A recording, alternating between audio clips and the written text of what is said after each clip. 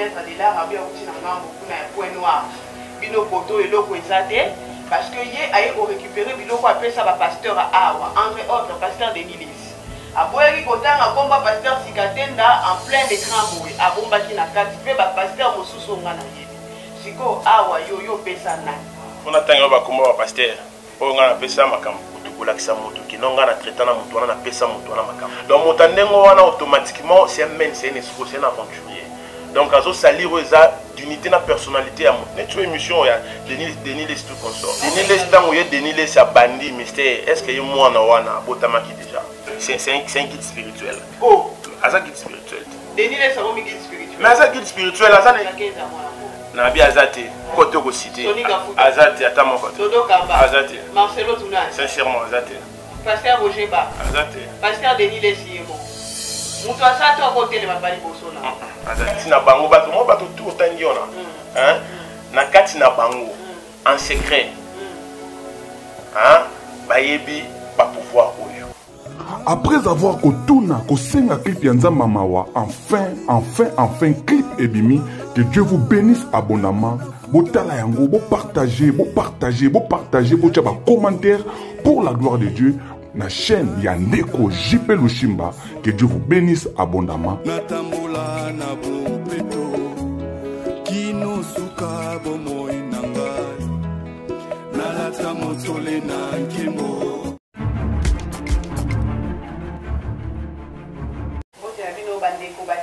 Émission Nabino Masolo Yamboka, comme d'habitude, c'est votre humble servante Palante là, au micro au sein de votre chaîne YouTube que vous aimez tant, Bokete Sénégali TV. À la découverte de nos invités toujours, car à notre occupation, le terrain pour lancer la Bilo Moussala. Mais émission précédente, les gars qui ne qui vont mettre à là, car c'est ma propos et à Tenaki. Maître Moussou Balandaki, Kolomake, Aoutimbo Kassibiti, Nangamba Brazzaville, que Koto Batbaleke na puissance Bazate. Il y a eu beaucoup de maîtres qui nous ont suivis, et les autres ont un maître rouge, Aligny Ale Kalelo. Lui, il est un marabout, et il va parler, Tosolane, Penza Masolo Mingi, Toko découvrir la carte, Mini, Penza, Oyo, et bon maman, la carte. Je vous demande. Mais aimable internaute pour l'émission, vous qui appelez à chaque instant disant que maman Falon, comment vous pouvez passer ce genre d'émission, Tozana Bana, donc et cette émission la Bana, parce que tant total ça en réalité c'est sur les deux côtés, total ça rend maman total ça rappelle maman, mais pour que vous puissiez savoir comment le monde évolue, comment le monde est okende, parce que nous la presse nous n'avons pas de limitation. Nous sommes censés de vous montrer des réalités du monde qui se passe. Nous les amis balé. Walingala na malamu alandi, walingala na mabe alandi. Kimia e la carte na bino, to kolba mingité, to tikbio parce que to tanga ba commenter on a bino ndenge nini boloba ki pe intervention na bino concernant ya émission ya maître Adela. Le loto ye na carte ya bureau ya maître Marabout rouge to solo na ye penza. Boye ba nini walingala ba pe ba secret ni la linga binisa. Aussi la télécommande to zabe tikala kakawana. HM, faut la vitrine, tu vas mettre rouge. Maître rouge, bonjour. Oui, bonjour maman. Bonne santé. Santé Kimia. Tu es dans la carte bureau, tu as structure par rapport à la mission de Bazalaka, trop sale et tout consort, mais tu as un bureau structuré, au banc ça va tout donner. Non, mais spiritualité, c'est propriété, spiritualité, c'est vous tout. Hein. Donc c'est ça quoi. Au banc au camp. Bon, Makambo, na banjango vraiment kala mingi, kala vraiment kala makasi. Donc de 99, 2000 on est na bani Makambo. Si on a nyango atali ça qui on est là au pour bando sama parce que quand les lumineux ont ressemblé, t'as un ami mi bien à mettre rouge. Déjà que c'est ressemblé tenir na autre mandarine. Et le nganga est sur Makomo. On va pasteur. On va pasteur. Mais na zape mo sali nzambe non? Ya wapi. Hein? Ya wapi. Mais il y a un sanctuaire dans l'air. Ouais, qui l'a gagné. Comment est-ce? Il y a un choix machia à la subhanahu wa ta'ala. Si on masque les soyeux en Zambie, on a fait un rapport à Tolingi toyo kayo, yong to bengi biso lingo loka. To mona ki mettre de l'art abia uti na ngambo kuna ya point noir. Bino poto eloko ezate parce que ye aye ko récupérer biloko appelé ça ba pasteur awa, entre autres pasteur Denis Lesi. Aboyaki kotanga komba pasteur Sikatenda en plein écran boye, abombaki na kati pe ba pasteur mosusu nga na yebi. siko awa yo pesa nani kopesa na neti nini pasteur nini oya ya pa na yo obino bokoka te parce que bibino abokoka te ba pasteur nde baokatisa kuna po bino abokoka te donc fona tango bakomba ba pasteur oyo nga napesa makambo nayebisa biso te c'est impossible maman ça se passe pas comme ça ebakisa carnet na yo non bato baoyebaki oyo moto aya ntango abambaka nzondo auta mpe maître rouge non odévoile mpe toyebaka bango eza confidentiel donc c'est-à-dire eza secret ya ngai na ye epris na directive donc nakoki jamais kodévoile secret ya ngai na ye epris secret ya mystère caché donc c'est ça eza vraiment impossible ntango bopesa bango biloko mpo basala na kombo ya nani bon neti pasteur ntango oyoka pasteur ateyaka prophète bishop et tout consort bateyaka na kombo wana nani bateyaka na kombo ya Jésus voilà c'est ça mais yo oza maître noyo osalelaka spiritualité te nga aza na maître te oza na maître ndenge yo oza magicien wa marabout non, je ne suis pas un magicien, je suis un guide spirituel, un supérieur marabout. Expliquez-moi, voilà. Supérieur marabout, guide spirituel, il va comprendre. Pour bien vous masquer la terre français, ne mutoa kokota nda kwanganga me bomonya ondenge mususu ndenge lelo bambikudi bakoma na kati église et ndenge pe lelo makambo koma kobongwama tout le monde se prétend être serviteur or que na cessé ana makambo na salaka. Expliquez biso. Question na nga eza o expliquer biso marabout suprême maître marabout serviteur de Dieu finalement aux anani perte opposition. En fait toujours kaka tout le monde dans le supérieur. Hein? Pour la supérieur. Non, na ozongaka. Donc non na marabout pour na ko expliquer ba téléspectateurs au bazolanda biso. Marabout eza nini? Marabout en fait eza kombo ya ndeke moko azaki un message intelligent, un messager na comment Afrique centrale kuna voilà. Donc bandai ko utiliser mingi, tu vois? Et connaisseur wana parmi bango eza pe na misusu ne ba surnomma ki kombo ya ye ndeke wana. Donc c'était un oiseau qui était vraiment intelligent. Voilà, donc Ngapé marabout, donc c'est qui est intelligent concernant Makambo et la spiritualité. Vous comprenez? Maintenant, un guide spirituel qui suis-je moi? Donc j'ai la capacité à initier, à apprendre où est ma bombani, ya Nzambe, où est ma bombani, ya Lucifer. Est-ce que l'on très bien? Voilà, il y a quoi apprendre yo Makambo, où yo yébité. Donc il y a un mérité, na kombo ya guide spirituel, donc c'est ça. Alors supérieur, pardon? Voilà, supérieur Ngolaksani, supérieur c'est qui naza likolo. Zolanda, naza likolo, il y a ba guide ebele, naza likolo, il y a ba marabout ebele. Donc c'est ça. Alors il faut y appeler il y a une grande différence entre un féticheur et un marabout onga nazali. Marabout azali likolo, il y a féticheur. Pourquoi? Féticheur azo sala makambo oyo eza limité. Azo sala makambo oyo qui peut-être parce que féticheur bazaka beaucoup plus basé na pouvoir pouvoir ancestral. Ozolanda bokoko. Aussi longtemps que so na soka longwa wa boa se trouver peut-être sur na compte noir na Gabon na pays mususu en dehors ya mabele na ya Congo, azo incapable ya ko exaucer ba oyo eza état de besoin en batu mususu. Aussi longtemps que nga eza pareil. Donc partout où on a Kozala, en dehors il y a Mabélé dans le Congo, on a Kozala, on a dans les besoins Kozala. Pourquoi? Parce qu'il y a supérieur marabout rouge. Pourquoi? Parce qu'il y a basé dans 4 éléments de la nature. Donc c'est ça. 4 éléments de la nature, Ezali. Bon, 4 éléments de la nature, Ezali, force ou simbi mukili. Donc tout ça la maï, tout ça la mopépé, tout ça la mabélé, tout ça la moto. Donc yango Ezali force ou simbi mukili. Donc à travers yango Nzambe, asali mukili. Donc c'est ça. Koyo force na vous de la wapi. Nandengini. Pour le lobby, tous on a 4 éléments ici du mokili. Parce qu'on a 4 éléments on a yo. Nga simbami na moto. Aussi mami na moto. Pourquoi moto? Parce que ça élément na ngai. Élément na yo. Eza élément na ngai. Élément na yo. Voilà. Yo pour nous aux on a élément na yo. Donc même les téléspectateurs bazolanda biso pe bazana ba élément na bango. Et j'en profite aussi pour na koloba même na téléspectateurs bazolanda biso c'est important. Il y a koyeba astre. Nayo, il y a quoi ba élément nayo, il y a quoi ba ange gardien nayo, il y a quoi même na contact nayo. Donc c'est ça.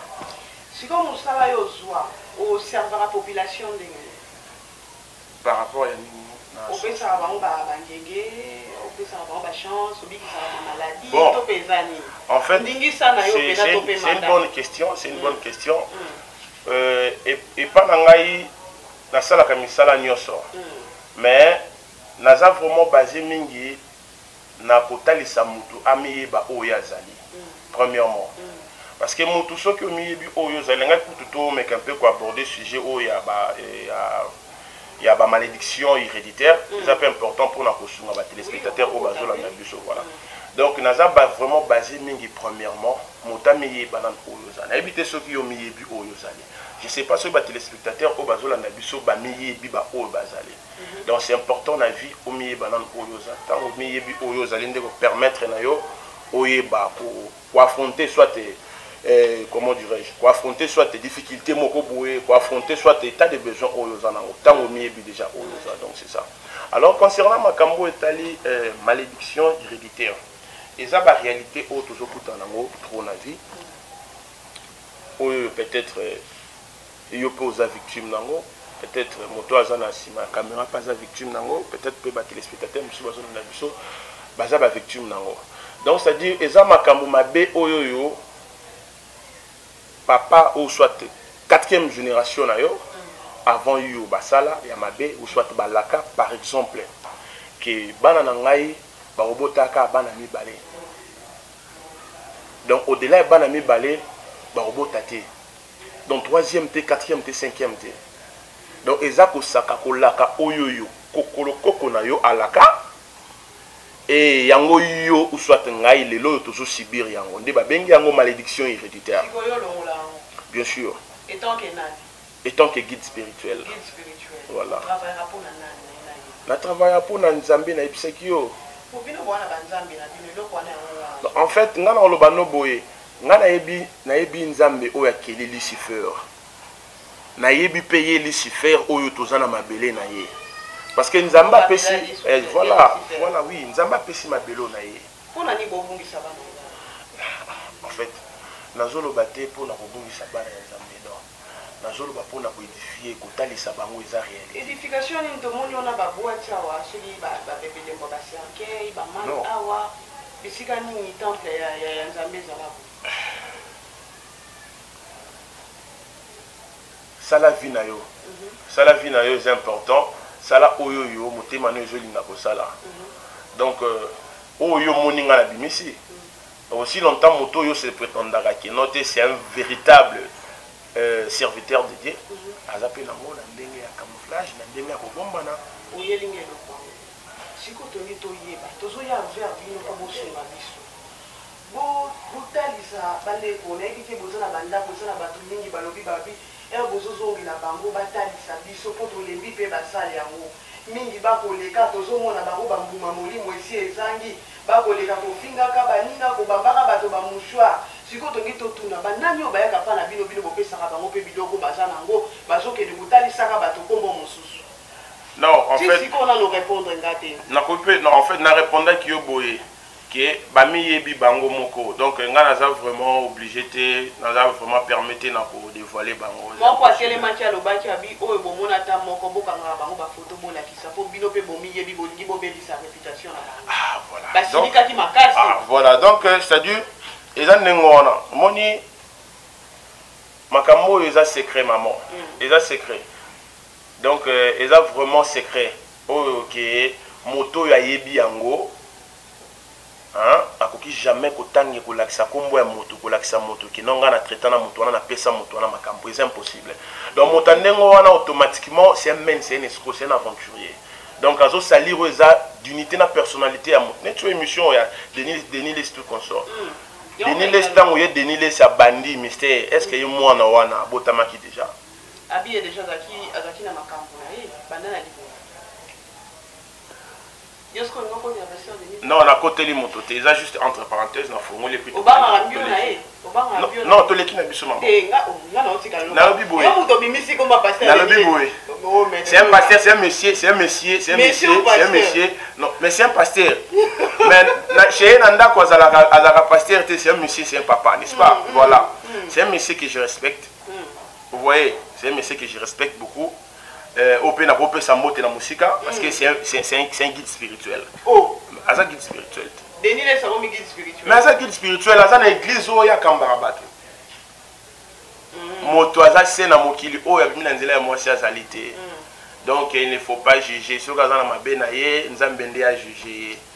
bapasteur nini osokotala kaka babangisa oso pena okutani farafara yo na bango bakobekisa mpe biloko ana ko te aza te franchement aza te kake eza mwana mbo na bi aza te eza na moko te okosite aza te ata moko te Dodo Kamba aza te Marcelo Tunani sincèrement aza te pasteur Roger Ba aza te pasteur Denis Lesiemo mutu aza to akotelema pa liboso na aza te mpona nini ba transparent te en fait mpona nini ndenge wana parce que na kati na bango bato mo bato tu otangi wana na kati na bango en secret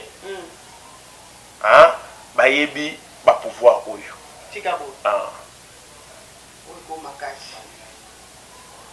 oyo ekoma kasi nga na olandela bayebi bapouvoir wana oyo oza nango sikoyo to bayaka koagir wana bazotelema liboso ya bana nzambe bazobanga bamouchoir bazotanga nkombo ya yesu bino esalaka bien yosepela te olinga bongo te motivé vous sentez l'automatisme entre moi vraiment c'est comme ça que ça fonctionne Masolo ya Mboka c'est toujours comme ça il est vraiment automatique entre moi et lui nous marchons à peu près de pair mais kalami était au soin mais tous à la bien sikoyo tongi tout le rapport ba musicien on va dire un peu chrétien oyo lelo bajijaka bamusike ya bafere egola ya bafali pupa lokola musike ya mokili sikoyo yo regard nini ere otalaka bango to mpe analyse nini osalaka na bongoto na bango baza vrai ou bien bazalaka mpe na ngambo na bon maman na okati mwa moke donc nakokende vraiment beaucoup plus na baréponse na wana te parce que ngotianga na polémique or que batelespectateur oyo bazolanda biso bazozela bayoka message message no ozopesa na yo tozokende te eza parti par parti yo ndoko oyandolanga te nga nafandaki na nga yo bimisi bora pasteur Denis Leso miatinga mokato nga mpe na bie kosuka boye te fo tocontinue nango tokende marche te olingi polémique mingi elo te totunaka onga koloba makasi n'est-ce pas elo te non normal bazosala bafaire na bango maman baoyembela nzambe na bango voilà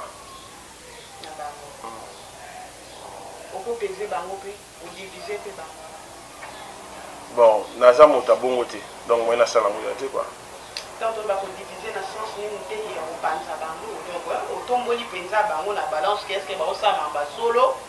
là c'est un secret banalise on est un secret nanga franchement baza oyo baza misala na bino biso to yeba bino bobanda ko bomba na betano ikete lelo yo bobimi donc to loba nini modernisation ya monde oyo to pe nouvelle technologie papa talela biso na sima likolo nanga kuna ozomona wana eza.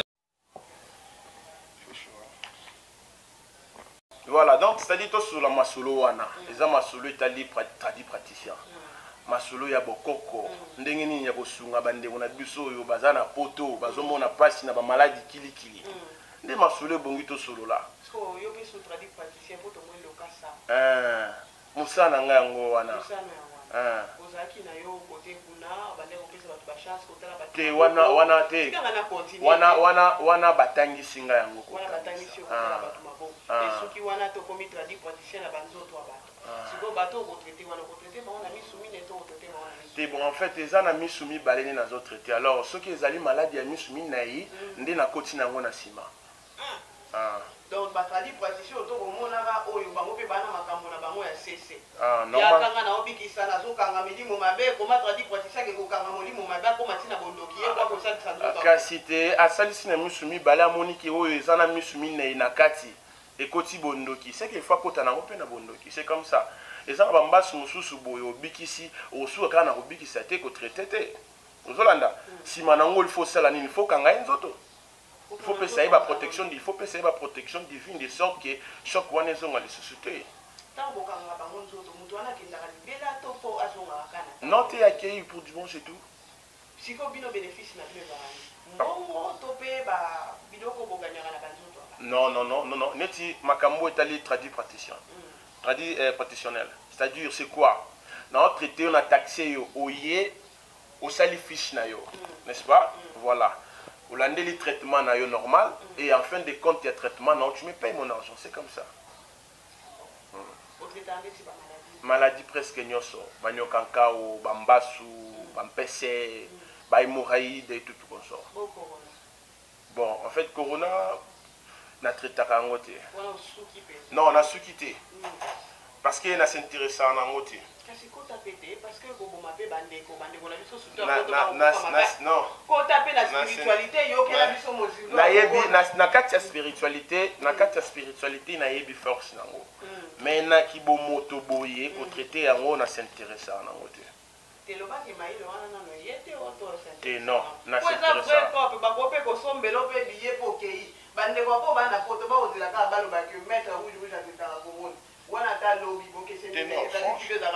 Franchement, maman, nalinga koloba o na yebi te nalinga koloba te. Moi je vois bon. Apparemment ça fait ça. C'est ça. On a yebi te vraiment naloba te.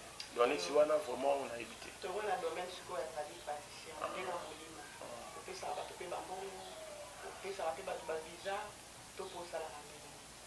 Bon, na makambo etali spiritualité na sala kanyoso sauf rien mais na vraiment basé na makambo etali abondance donc ouverture en général abondance et puis na makambo etali babenga en arabe mahabbat donc ça dit bolingo quoi ozongi sabato mibale soit misato bakabona ki famille bazo kanate ba mésentente donc je suis prêt à passer le rituel pour les réconcilier et pour ozongi sous bolingo na kati na bango. Et donc, nous avons pu basé dans ma bouteille les porte-monnaie angélique. Porte-monnaie divine. Magique. Na bongolité. Na bongolité. Aux années, na connaissance dans l'hôtel, il faut apprendre. Il faut apprendre. Peut pas téléspectateur pour bazo landa biso voilà. Porte-monnaie angélique et zanini. Porte-monnaie angélique et porte-monnaie au motapé ça kangoza ange gardien à moto. Donc c'est-à-dire tout ça là où ils ont consultation spirituelle nganayo ozala pembeni ou soit ozala musika l'essentiel na na identité na yo. Voilà. Et au peut ça droit nango il y a consultation spirituelle. Voilà. Et dans ces cas-là na ko passer yo na consultation spirituelle. Na quatre consultation spirituelle na koyeba astre na yo. Na koyeba vie intérieure na yo. Voilà. Et na koyeba ko détecter ange gardien na yo. Et à partir ange gardien na yo ndé à couper ça yo pour porte-monnaie angélique. Donc yo sali na yo te ba pesi yo ka porte-monnaie angélique parce que même bi des jours ba moto ki moto ndé moto akolia. Non, mais il faut yeba boye ke na ba vie na biso tango nzamba tindi biso na mokili, tindi biso na ba ange et puis na ba démon. Parce que derrière un démon, derrière un ange, il y a toujours un démon. Est-ce que vous comprenez? Tant on a bâti biso na mokila tina biso na ba ange gardien na biso. Ba ange gardien na utilité na bango ezala nini? Ezala pour na ko faire protéger biso kolongola biso na ba o ezaba malheur. Alors na bo mwana tête tina âge il y a 10 ans. On se comprendre. À partir déjà âge à 10 ans, batu mingi ba être aimé mingi ba koma ka écarter na ba ange gardien na bango. Pona nini via mabe déjà o ya koti nango déjà na kati ya mokili. Est-ce que Landa? Alors quand ange gardien wana nzamba tinda ki azala pembe na pona kosunga yo neto ko invoquer lisusu ka pona porte-monnaie angélique même pona mosala pona makambo libala pona makambo bota pona makambo bolingo et tout consort donc c'est ça. Et j'en profite aussi pona kobeta lisolo ya koloba concernant makambo tali fondation tous en la fondation AFTB donc à sigle AFTB donc les amis de Feti Seke du béton. Et tous en a besoin ya batu ba s'adhérer na kati ya fondation on peut sa numéro pour la fondation plus 243 89 27 79 518 donc numéro yango wana ya fondation en même temps pesaka na WhatsApp donc c'est ça te naza mutai de peste naza na parti politiquement non c'est juste pour comment dirais-je c'est juste pour soutenir les chefs de l'État dans la bonne œuvre et puis l'initiative dans la fondation Zali pour na kolongola où ils ont anti-valeur kolongola où ils ont esprit à kolona voilà anti-valeur voilà ah bon ils ont tellement ça bateau mon papa porter mon âge ils ont pas valeur té mais ça pas valeur pourquoi pas qu'ils ont pas valeur ils ont pas valeur si quoi wana uche ba fati beto pour poser facha cha même pas on les opinions ngai Donc ils ont derrière ma spiritualité. Bano banzi musalo bénéfice ni lo. Bénéfice là premièrement d'abord protection et deuxièmement connaissance au nazanango, au moto tout azanango te, il a déjà bénéficié pas nanga. Sur le plan matériel. Ah bon, nazara vraiment beaucoup plus basé na bien matérialité. Parce que bien on peut ça rabatter, comment vous le te mais na bilili pe na kotangela ba bien nanga te après tout. Ah. On va pouvoir à combien d'années? Comment? Motuna ezani. Pouvoir à combien d'années? Faut que nous posons pas pouvoir. Te nga eza pour l'éternité hein. Nga eza pour l'éternité. Voilà. Tina okufa. Na kufi na s'incarner na zongi lango pega lisusu. Au s'incarner zongi ndé. Ah? Bon, on a tout entre parenthèses, on a la prochaine émission pour notre hôtel et sabat téléspectateurs incarnation ezani donc c'est ça. Ah. Na monyo suki hein.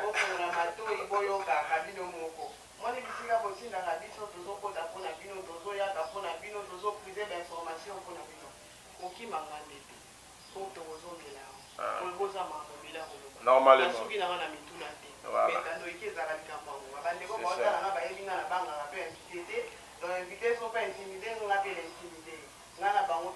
Mais na mono tukalo za intimidé hein.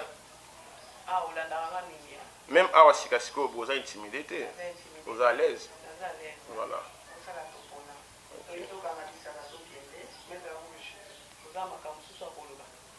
Nini au pour lancer la deuxième émission parce que bon maman déjà pour maintenant il faut que nous la kaki na maman yo bimisa on soit pas peine là.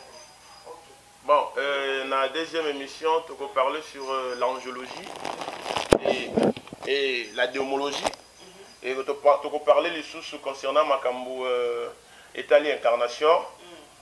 Et là, Makambo tu détailler vraiment Makambo étalé porte-monnaie divine, porte-monnaie angélique, porte-monnaie de la fortune, porte-monnaie multiplicateur. Donc tu peux ça là moi ba détail nango. Na éviter ce qu'on balancer vidéo il y a porte-monnaie multiplicateur mais on est ça je pense qu'il va Hollande donc c'est ça, j'en profite encore pour donner mon numéro, plus 243 89 27 79 518. Voilà, supérieur marabout rouge. Voilà.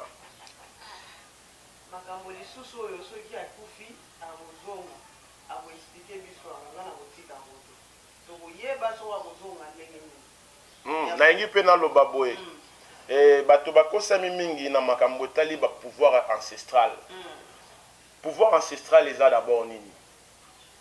Et là, on appelle les photos fongola yango, to mettre un peu côté na bateau. Pour bateau mingi, soit disant maître bazo parler beaucoup plus na marambotali pouvoir ancestral.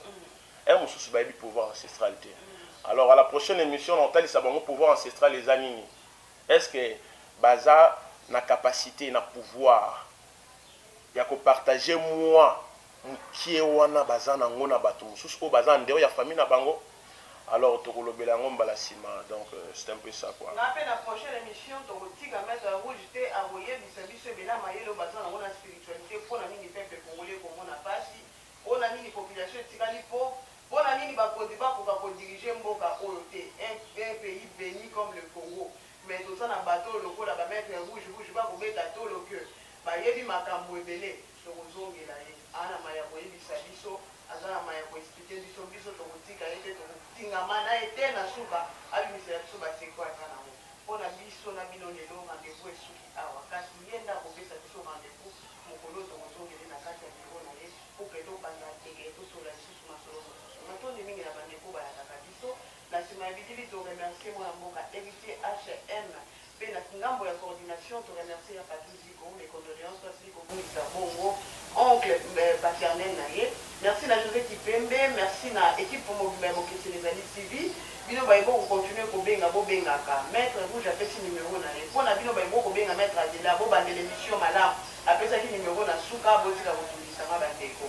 Pour la bino pe ba o ko mandaka ba suggestion to pe ba remarque na bino et comme la kabiso pour que to ko sala madame. Et nous on se sami na maboko ya moto. Ba imperfection ezala raté. Soki to meti bino di ba ku boli biso. Ngana bino to kutani balasima. Au revoir.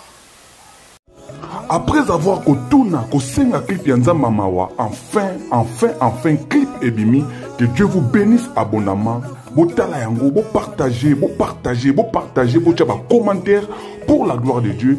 Na chaîne Yandeko JP Lushimba, que Dieu vous bénisse abondamment. Natambola na bopeto, kino suka bomoy nangai, nalata motole na nkembo.